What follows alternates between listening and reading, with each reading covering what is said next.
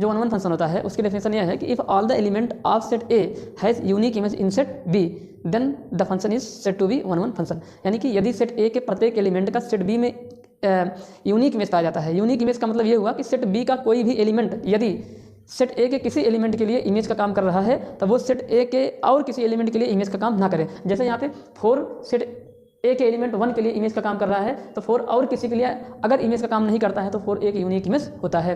तो यहाँ पे 4 देखिए 1 का ही इमेज है और किसी का नहीं है, 5 2 का ही इमेज है और किसी का नहीं है, 6 3 का इमेज है और किसी का नहीं है। तो इसका मतलब 4 5 और 6 यूनिक इमेज हैं सेट ए के।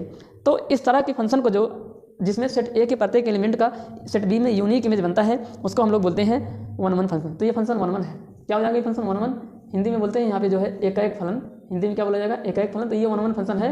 1 1 फंक्शन इसलिए है because all the element of set A has unique image in set B.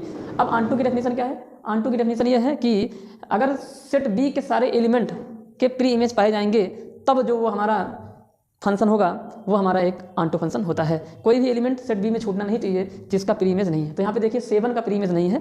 7 एक ऐसा एलिमेंट है सेट बी का जिसका कोई भी प्री इमेज नहीं है, इसी वजह से ये फंक्शन ऑन टू नहीं है। तो यहाँ पे लिख देंगे रीजन ये ऑन टू फंक्शन नहीं है, ऑन टू फंक्शन ये नहीं है। क्यों नहीं है? यहाँ पे लिख देंगे because 7 is belonging set B has no pre image in set A, so function is not on to.